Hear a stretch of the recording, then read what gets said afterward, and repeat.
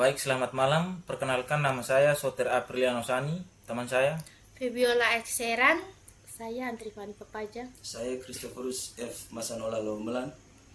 Di sini kami akan mempresentasikan hasil kerja kelompok kami dengan judul Analisis Sentimen Mahasiswa Terhadap Pembelajaran Online menggunakan NEF-Bias. Yang pertama adalah latar belakang. Di sini ada pembelajaran online, transformasi digital mendorong adopsi e-learning secara masif di perguruan tinggi pasca pandemi. Yang kedua, evaluasi kepuasan. Penting mengevaluasi persepsi mahasiswa untuk meningkatkan kualitas sistem pembelajaran daring. Dan yang ketiga, machine learning.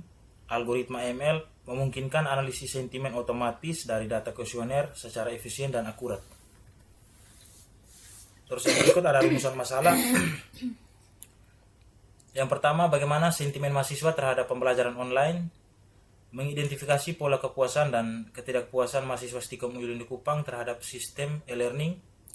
Yang kedua, bagaimana metode NEF-Bias digunakan untuk klasifikasi sentimen, menerapkan algoritma Gaussian NEF-Bias untuk mengklasifikasikan data kuesioner skala Likert secara otomatis. Dan yang berikut, tujuan penelitian. Yang pertama, analisis sentimen. Menganalisis sentimen mahasiswa Stikom UI Lindo Kupang terhadap sistem pembelajaran online berbasis e-learning. Yang kedua, implementasi algoritma. Mengimplementasikan algoritma Gaussian NEF-Bias untuk klasifikasi data kuesioner skala Likert 1-5. Yang ketiga, evaluasi kepuasan. Mengevaluasi tingkat kepuasan mahasiswa dan mengidentifikasi indikator yang perlu ditingkatkan. Yang berikut ada metodologi penelitian, alur pipeline machine learning. Yang pertama data collection, yang kedua EDA, yang ketiga data preparation, yang keempat training model, yang kelima evaluation. Pipeline ini mengatur alur standar machine learning, mulai dari pengumpulan data survey Google Form, eksplorasi dan pembersihan data, persiapan fitur, training model Gaussian NEF-Bias, hingga evaluasi akurasi prediksi sentimen. Yang berikut pengumpulan data. Di sini ada 16 responden mahasiswa, 9 variabel prediktor X, 5 skala Likert, dan 1 variabel target Y.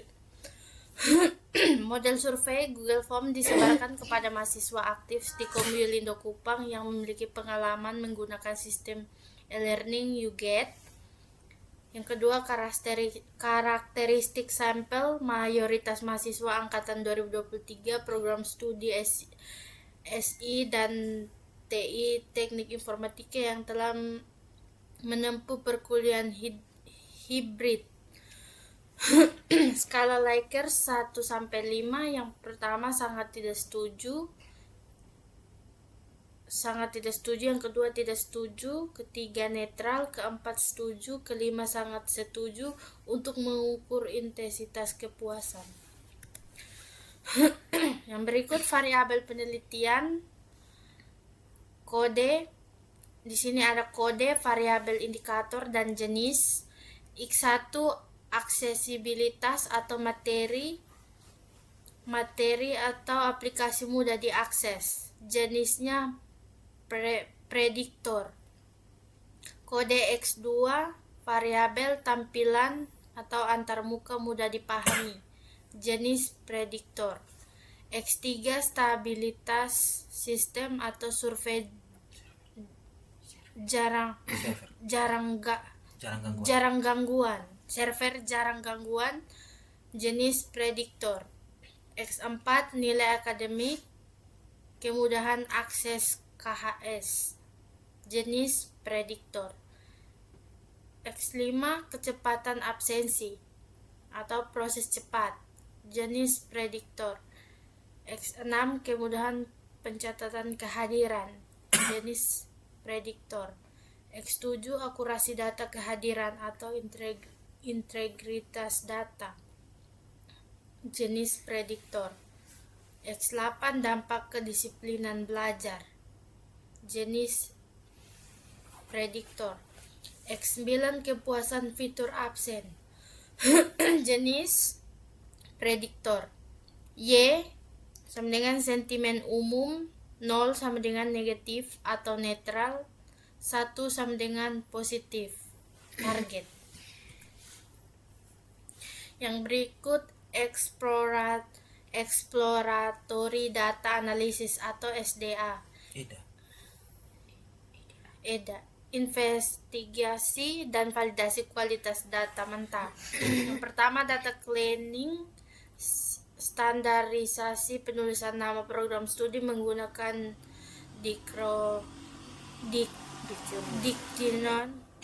Dictionary, mapping Python, TIS1, TISI atau TIS1 teknik informatika. Heading redundancy, pemeriksaan data duplikat, setiap NIM bersifat unit, tidak ditemukan entry ganda dalam dataset. Labeling target, variabel Y dipetakan sama dengan skala Likert lebih besar sama dengan 4, sama dengan sentimen positif 1, skala Likert kurang dari sama dengan 3, sama dengan sentimen negatif 0. Hasil verifikasi, ya tidak ada missing value, tidak ada data duplikat, data siap diproses. Data preparation, Feature selection, menghapus atribut yang tidak relevan, nama, NIM, dan prodi dieliminasi karena tidak berkontribusi pada prediksi sentimen. Fitur dan target separation, data dipisahkan menjadi matriks fitur X, X1 sampai X9 dan matriks target Y, label biner kepuasan. Data splitting atau holdout, 80% data, 13 sampel. Training set, 20% data, 3 sampel. Testing set menggunakan metode holdout validation sama dengan 80% training set, 13 sampel, 20% testing 3.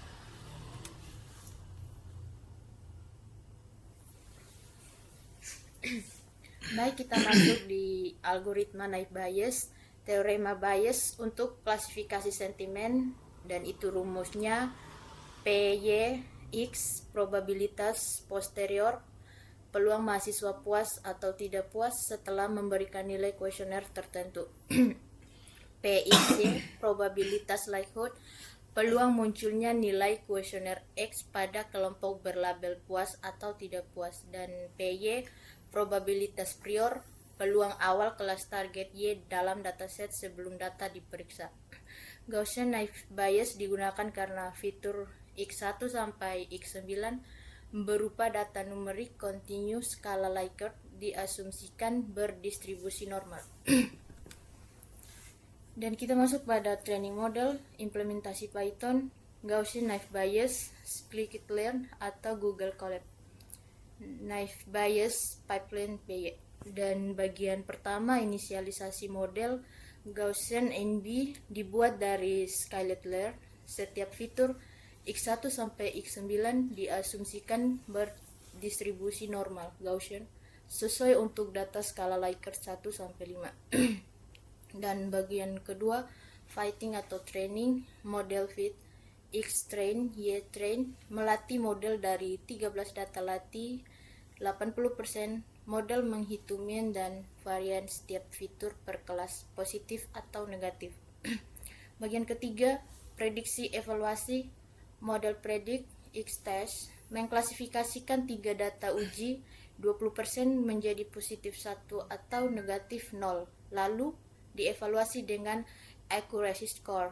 Output sentimen positif sama dengan 62,5%, akurasi 66%. Dan pada hasil analisis distribusi sentimen terdapat 16 responden yang terbagi dua, yaitu 38% dengan 62%. Yang dimana hijau adalah positif dan merah adalah negatif, netral atau nol. Dan di sebelah ada rata-rata skor per variabel.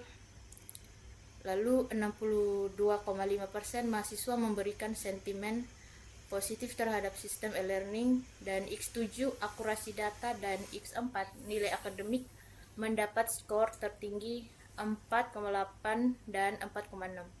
X3 stabilitas server dan X5 kecepatan absensi menjadi titik kritis dengan hasil 2,5 dan 2,9. Berikut kesimpulan. Implementasi berhasil. Algoritma Gaussian Navis Bayes berhasil diterapkan pada data kuesioner skala Likert dengan paper lain yang terstruktur dan sistematis. Berikut pembelajaran pola. Model mampu mempelajari distribusi probabilitas kepuasan mahasiswa dari 13 data latih dan melakukan prediksi pada data uji. Berikut persepsi mahasiswa. Mayoritas mahasiswa 62,5% memberikan sentimen positif dengan pembelajaran online dinilai cukup baik, terutama pada akses nilai dan absensi. Berikut keterbatasan dan saran. Keterbatasan, hanya 16 responden sampai dengan dataset sangat kecil untuk pelatihan ML yang robust. Data tidak reseptif untuk seluruh mahasiswa Stikom Yolindo. Belum dilakukan cross validation untuk validasi performa model. Skala Likert ordinal diasumsikan kontinu atau Gaussian. Asumsi ini perlu diverifikasi. Saran dan pengembangan. Pembesar dataset minimal 100%. Responden atau akurasi lebih tinggi. Bandingkan dengan algoritma lain, Gaussian Tree Random Forest, FCM dan KNN. Terdapat K-fold cross validation untuk evaluasi yang lebih valid. Eksplorasi fitur teks atau ulasan terbuka menggunakan NLP untuk analisis lebih kaya. Terima kasih. Baik, kita masuk di program. Di sini kami pakai Google Colab. Baik, di sini yang pertama ada collection data. Di sini simulasi 16 responden real hasil Google Form. Di sini ada nama-nama mahasiswa, NIM dan prodi. Berikut 9 indikator fitur prediktor. X1 sampai X9 berdasarkan kuesioner aplikasi YouGet. Ini merupakan tampilan. Dan yang kedua data cleaning, dictionary mapping untuk standarisasi penulisan prodi.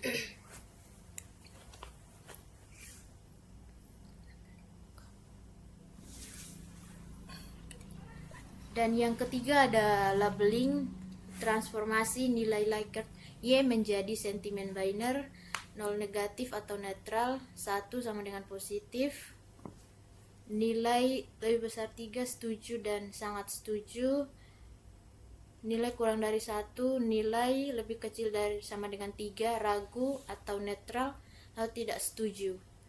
Dan berikut drop kolom kepuasan umum lama karena sudah digantikan oleh target biner Y.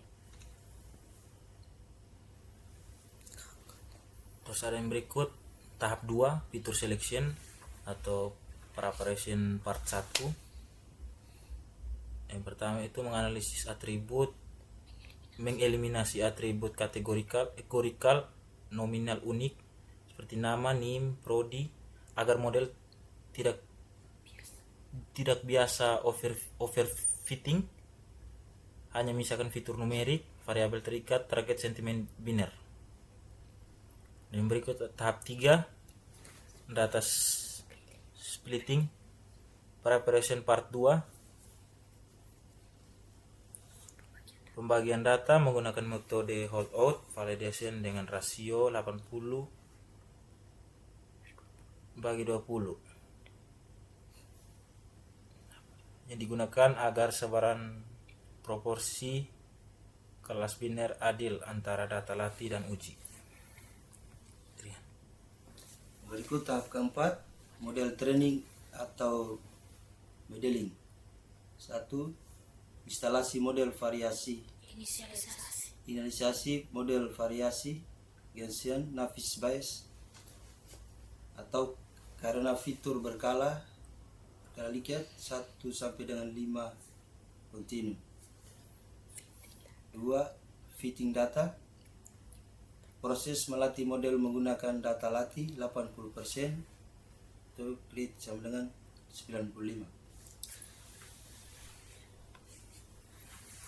Baik, di sini merupakan hasil running.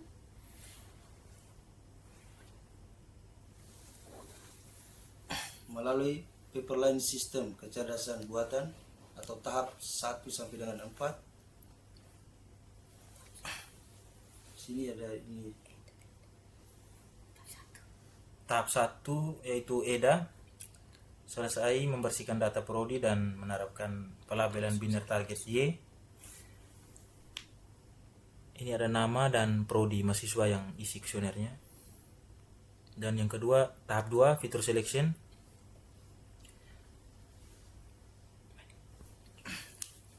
Fitur identitas non informatif, ada nama, NIM, prodi berhasil di drop.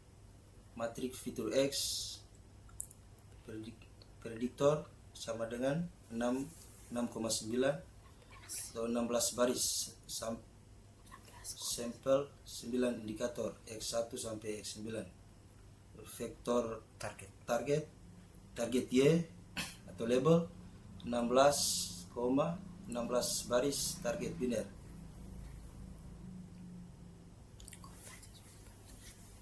Oke, dan tahap 3, data splitting, pemisahan data latihan dan data uji sukses. Sampel data latih, train, set 80%, 12 responden. Sampel data uji, test set 20%, 4 responden. Distribusi kelas target di data latih, Y1705. Name code. Tahap keempat, model training, sistem menghitung nilai rata-rata, min, dan variance indikator kuesioner. Sukses eksekusi pipeline machine learning tahap 1 sampai 4 lengkap. Selesai.